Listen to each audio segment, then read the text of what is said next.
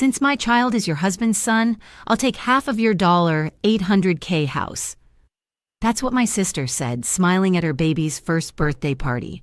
I didn't scream. I didn't cry. I just took a slow sip of my tea and said, "That's cute." Because in that moment, I realized something ugly. Grief doesn't always bring families together. Sometimes it turns them into wolves. And that betrayal lit a fire in me I never thought I had. My name is Lucille Garner, and before I go any further, I want to ask, where are you watching from tonight? Because this one isn't just a story, it's a lesson, a warning about how the people closest to you can hide their sharpest teeth behind smiles.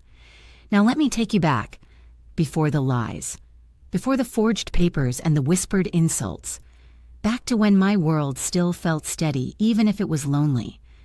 It had been just 6 months since I lost my husband, James Garner.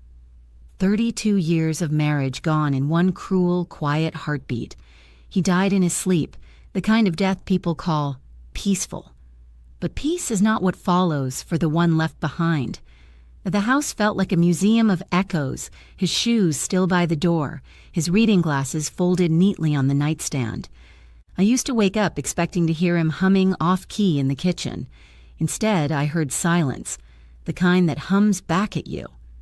James wasn't a flashy man. He was steady, thoughtful, the kind of person who fixed what broke instead of throwing it away. He'd worked his way up from mechanic to small business owner, nothing fancy, just honest. Together, we'd built a life out of simple things. One home, one love, one shared dream of growing old together by the sea. We never had children of our own. That was the one ache that never healed. Doctors, prayers, quiet nights with tears on my pillow, nothing changed it. So when my younger sister Renee had her first baby, I loved that child like I'd been given a second chance.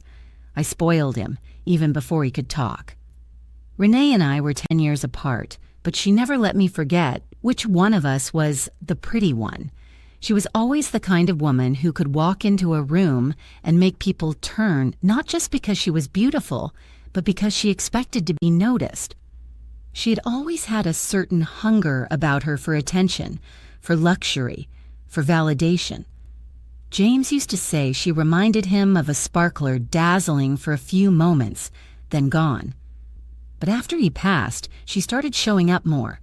At first I thought she was being kind, bringing casseroles, helping with paperwork, making sure I wasn't alone. I didn't realize then that she was circling, waiting. It started small, comments that sounded harmless but carried edges. "You're so lucky James left you that house. You know, with real estate prices these days, that place could sell for almost $1 million. Did he ever talk about updating his will?" I brushed it off. Grief makes people awkward, I told myself. Maybe she was just trying to help me think practically. But then she started opening drawers uninvited. "Looking for stamps," she said. She began rearranging things in my kitchen, commenting on how outdated it all was. Once, I caught her standing in the hallway staring at a framed photo of me and James on our wedding day. Her expression, I'll never forget it. Not envy, not sadness. Something colder, something like calculation. Still, I made excuses. Because that's what you do when you love someone who doesn't love you the same way. You explain away the cracks until the whole wall caves in. Then one afternoon, she brought her baby over. He was about 3 months old, big brown eyes, soft curls, a tiny dimple on his left cheek. I smiled when I saw him, but something about that smile froze me. James had that same dimple, the same rare grayish tint in the eyes. I felt a flicker of unease, quick, absurd, and gone before I could name it. But that night, as I washed the dishes, the thought came again, louder. Could it be? I shook my head. No, James would never. And Renee, my own sister, she couldn't. I pushed the thought away like a bad dream, because if I let myself believe it, I knew I'd never look at either of them the same way again. I remember whispering to his old photo on the mantel that night, my voice trembling. "Tell me I'm just imagining things, James. Tell me you wouldn't." The picture didn't answer. It never would. But deep down, a quiet instinct had already started to whisper back. That was the beginning of the storm. And I, still too blinded by grief, didn't even see the thunderclouds gathering above my own roof. Grief is a strange thing. It doesn't move in straight lines. It circles, it returns, it whispers new questions when you least expect them. By the time Renee's baby turned 6 months old, I'd stopped pretending I didn't see it. The resemblance. The way his smile curved just like James's did. Even the way his tiny hands curled when he slept, same as James's habit of tucking his thumb in. It was haunting. But grief makes you paranoid, doesn't it? That's what I told myself. I thought maybe I was just seeing James everywhere because I missed him too much. Still, once the thought took root, it grew like ivy, slow, silent, impossible to cut away. Renee kept visiting, always unannounced, always with her son, Elijah. She'd walk in with that bright, fake laugh, talking about how exhausting single motherhood was, and how James would have been so proud to see another boy in the family. At first, I didn't even catch the phrasing, but later, alone, I replayed it. Another boy in the family, as if her child belonged to him. One evening, she came over wearing one of James's old shirts. "My washer broke," she said lightly when I looked at her. "Just grabbed something comfortable from the laundry room." It was his blue plaid shirt, the one I hadn't been able to throw away. I remember standing there, hands trembling on the counter, watching her feed her baby mashed banana in his shirt. That night, I barely slept. So I did something I hadn't done in years. I went through James's old drawers, the ones in his study he'd always kept neatly organized. I wasn't looking for anything in particular, but maybe I was. There were receipts, notes, cards, nothing unusual, until I noticed something missing. A small wooden box where he used to keep his letters, gone. And in its place, a faint ring of dust clean around the edges, as if it had been lifted recently. The next day, I asked Renee casually, "Did you ever borrow that old letter box James kept?" She blinked too quickly. "What letter box?" I shrugged. "Oh, nothing, just thought maybe I misplaced it." She smiled too wide. "Lucille, you're forgetting things. You should rest more." That word forgetting stung, because I wasn't forgetting. I was remembering. Every odd moment, every awkward pause, every whisper that had felt out of place before. A few days later, while sorting mail, I found a thin envelope tucked between magazines. It was old yellowed, slightly crumpled, addressed in Renee's handwriting. The date was 3 weeks before James's death. I froze. The letter wasn't sealed completely. The glue had dried over time. Inside was a note, short, almost taunting.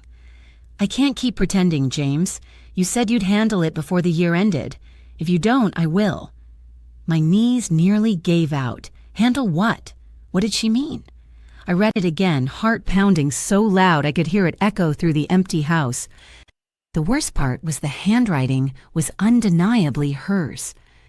Every loop and curl of her letters was the same as the ones on my birthday cards. That night, I sat at the dining table with the letter in front of me, the lamp throwing long shadows across the paper. I stared at James's chair, empty, as always. I wanted to believe he'd been innocent, that maybe Renee meant something else entirely. Maybe she was threatening to tell me about some loan, some mistake, something forgivable. But my gut said otherwise. Then, as if fate wanted to twist the knife, Renee called the next morning. "Hey," she chirped, "I was thinking we could celebrate Elijah's first birthday at the country club. You know, something classy. You could help cover the costs since you're practically his—" She caught herself mid-sentence. "Since you're like family," she finished quickly. I didn't reply for a few seconds. My throat felt dry. "Of course," I said softly. "Family always helps family." But when I hung up, my hands were shaking so badly I nearly dropped the phone. That single pause, that slip in her voice, was the crack in the mirror I'd been avoiding. I looked around the house James and I had built, and for the first time it felt invaded. Every photo on the wall suddenly looked like evidence. Every silence sounded like guilt. Still, I couldn't confront her. Not yet. I needed to know. I needed proof, something undeniable. And deep down, a cold, steady thought began to take shape. If Renee had really crossed that line with my husband, then she hadn't just stolen my trust. She'd stolen the last piece of him I had left. That was when I promised myself one thing: I would find out the truth, no matter what it cost me. The morning of Elijah's first birthday felt strange from the start. The air was thick, like it knew something I didn't. The sky was clear, the kind of calm blue that makes you think nothing bad could happen under it. I dressed carefully, putting on the pearl earrings James had given me on our 10th anniversary. They always gave me courage. I looked at myself in the mirror and whispered, "Let's see what she's really after." Renee had gone all out. The party was at the Maplewood Country Club, complete with balloon arches, a chocolate fountain, and a giant banner that read, "Elijah turns 1." The kind of party that screamed money, money I knew she didn't have. I stood near the buffet table, holding my cup of tea, trying to stay invisible among the noise. What's up? When she spotted me, her smile widened in that exaggerated, picture-perfect way. "Lucille, you made it," she chirped, kissing the air near my cheek. Her perfume was thick, floral, and suffocating. "You're going to love the surprise I have later." I didn't answer. I just smiled back. My heart was already drumming against my ribs. For an hour, I watched her work the room like a politician. She laughed too loudly, touched everyone's arm when she spoke, and made sure the photographers caught her from every angle. Elijah toddled around in a tiny bow tie, the center of attention. And yes, every time I looked at him, I saw James, the same chin, the same half-smile. Each resemblance felt like a slap I had to endure in silence. Then, just as they brought out the cake, Renee clinked her glass with a spoon. "Everyone, before we cut this cake, I have something important to share," she announced. Her voice carried that mix of sweetness and venom I'd learned to recognize. The chatter died down. Everyone turned toward her. I felt my spine go rigid. Renee took a deep breath and smiled. "Most of you know my sister. Lucille has been through a lot since James passed. He was a wonderful man, generous, kind, and deeply loyal to his family." She glanced at me when she said that, her eyes glinting. And today I want to honor that loyalty. I blinked. Honor? What was she talking about? She pulled a folded piece of paper from her purse, crisp, deliberate. "This," she said dramatically, "is a copy of James's will, the one he made to ensure that his entire family was taken care of." My stomach dropped. She wouldn't. Renee held it up for everyone to see. "It states here," she continued, "that his estate, including their $800,000 home, is to be divided between his wife and his son, Elijah." Gasps filled the room. Someone dropped a fork. The air thickened like fog. For a moment, I thought maybe I'd misheard her, but then she smiled directly at me, that smug, satisfied smile that only the cruel can master. "You heard that right," she said, turning to the guests. "James and we had a connection, a complicated one. But love is complicated, isn't it?" She gave a fake little laugh. "And now, for the sake of fairness, I'll be claiming Elijah's share." I swear the entire world went silent. I could hear my heartbeat echo in my ears. Everyone's eyes darted between us, pity, curiosity, judgment all mixed together. My fingers tightened around my teacup. For a moment, I thought I'd drop it, but instead I took a slow, careful sip. The china clicked softly as I set it back down. "That's cute," I said quietly. A few people gasped. Renee's smirk faltered just slightly. "That's what?" she asked, tilting her head. I met her gaze, calm and unshaken. "That's cute," I repeated, "because James made sure whoever spoke those words would regret it." A murmur spread through the crowd. Renee's confident posture wavered, her lips parting just enough to reveal the first flicker of doubt. "I don't know what you mean," she said, forcing a laugh. "I think you do. I replied softly. "You always liked to play with fire, Renee, but you never learned how to put one out." Her eyes darted around, searching for support, but the room had turned on her. Whispers rippled through the guests like wind in dry grass. A family friend muttered, "Is this real?" Another said, "She's lying, she must be." I didn't say another word. I didn't need to. The silence around her was already doing my work for me. I simply picked up my purse, straightened my jacket, and said, "Enjoy the cake." Then I walked out head high, steps steady, the sound of my heels slicing through the hush. Outside, the sun hit my face, and for the first time in months, I felt alive. Because now I had confirmation not of the will, not of Elijah's paternity, but of Renee's greed. She'd just declared war in public, and she had no idea I already had ammunition. As I drove home, I could almost hear James's voice again, calm, low, reassuring.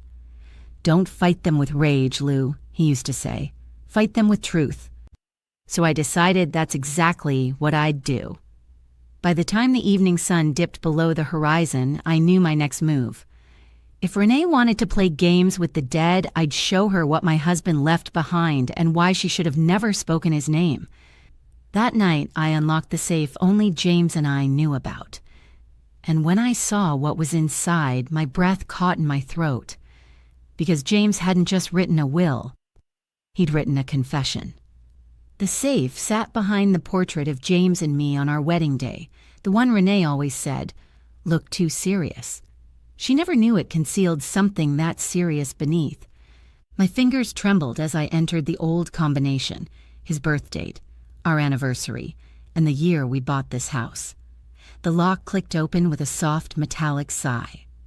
Inside were a few familiar things: James's wedding ring, the deed to the house, some insurance papers, and then an envelope, thick cream-colored, sealed with his handwriting across the front, for Lucille, in case truth ever needs a voice.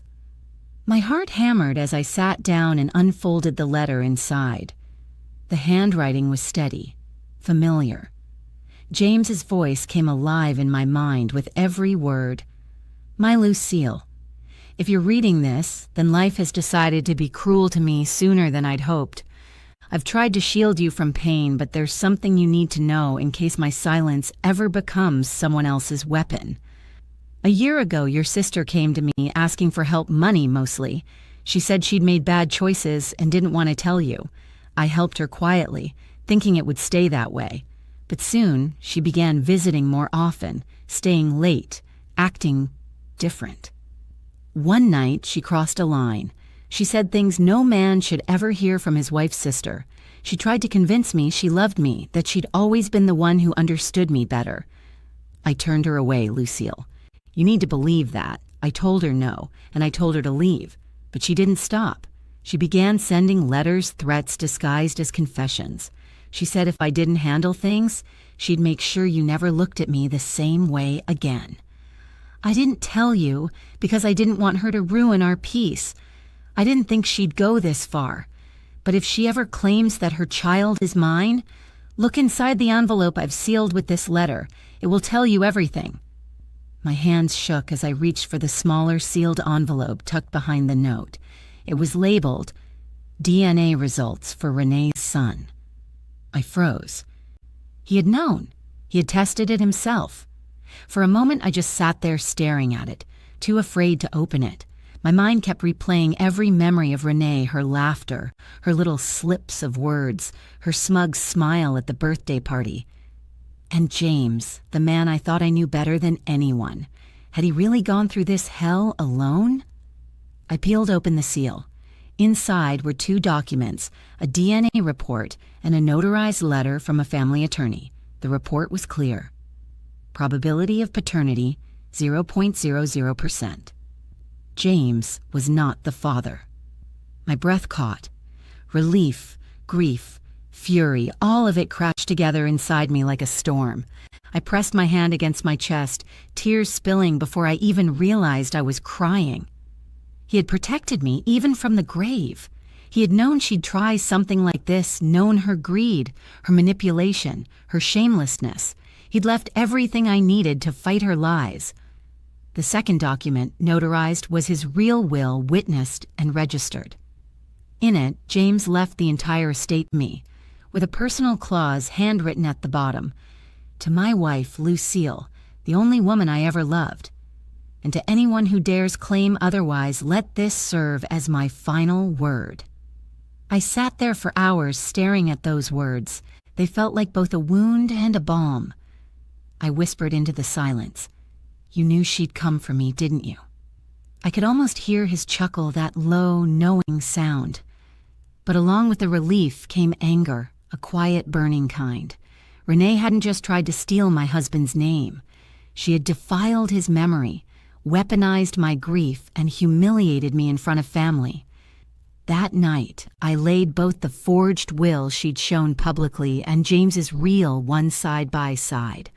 One was paper soaked in lies, the other truth carved in ink.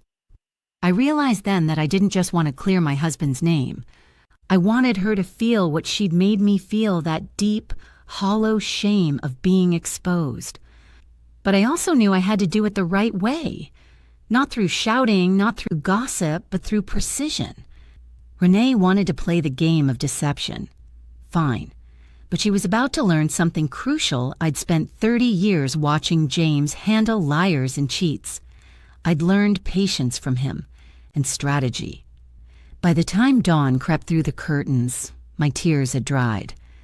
I had poured myself a cup of coffee, stacked the documents neatly in a folder, and whispered, "All right, Renee, let's see how brave you are when the truth shows up at your door."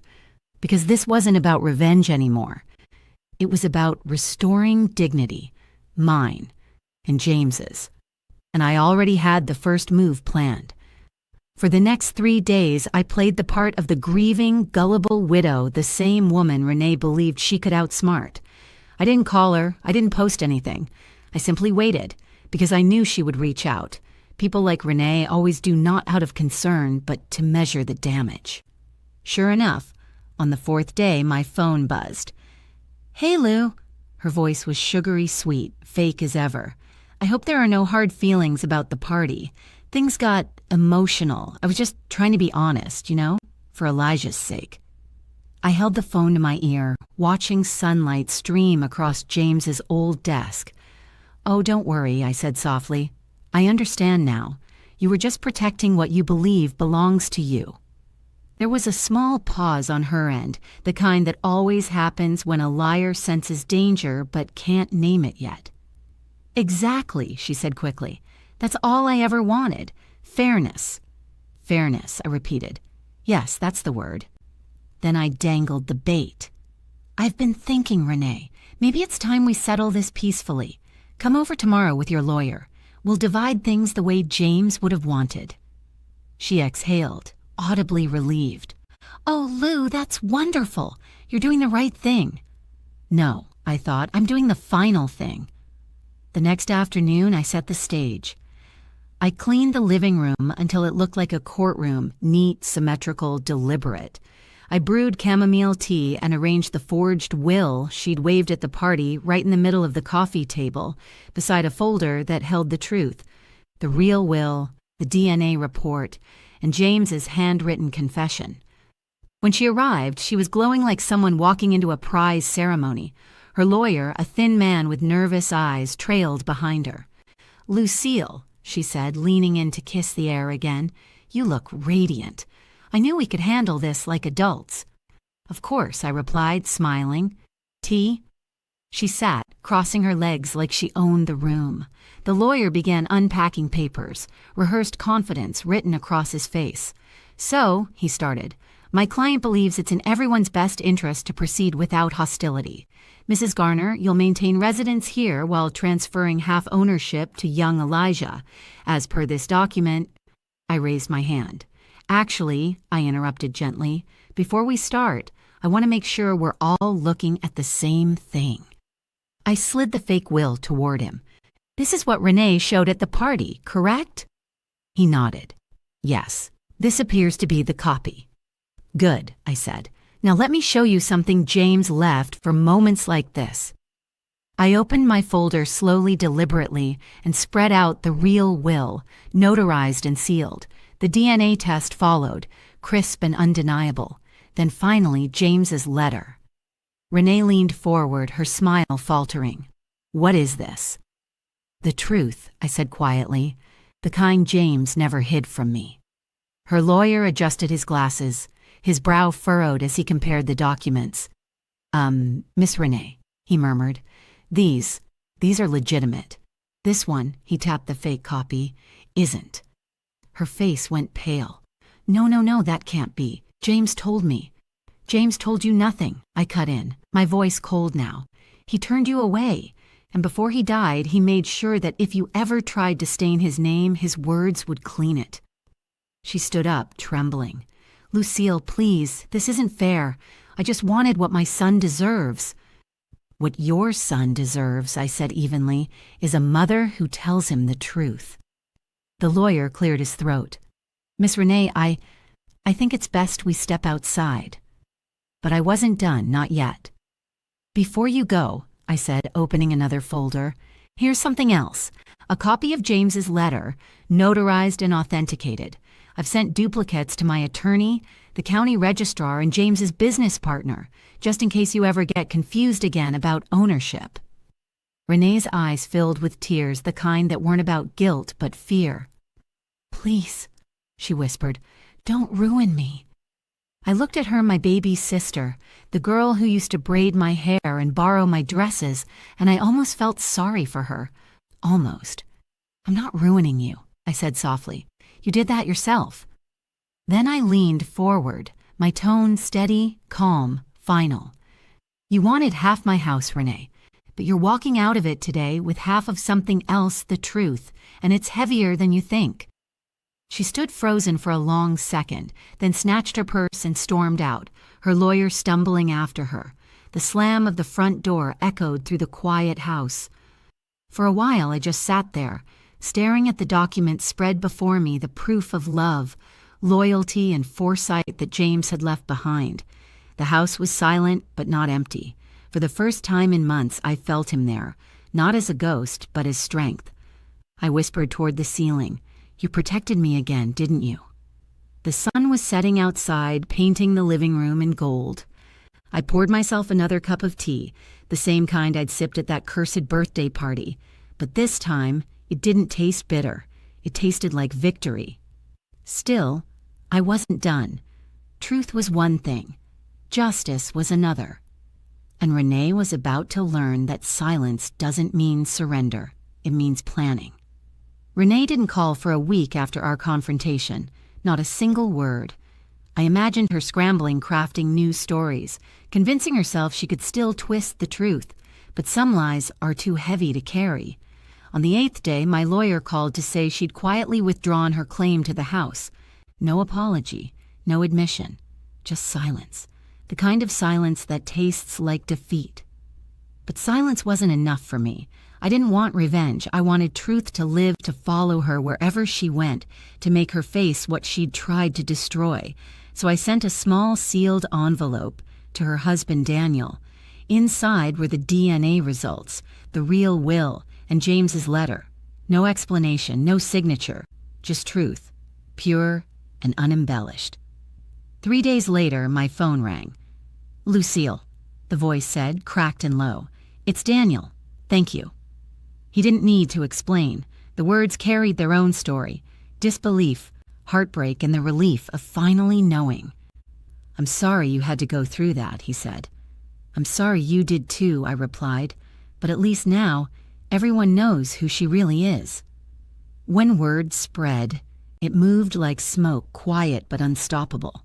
People whispered her name in grocery aisles, avoided her in church pews. She forged her sister's will. She lied about her child. She almost stole her husband's legacy. For once, I didn't defend her. I let the truth breathe. Weeks later, I ran into her at the supermarket.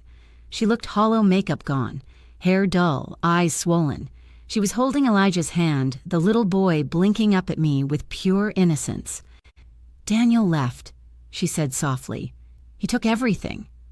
I looked at her, my sister, my blood, and said, "No, Renee, you took everything from yourself."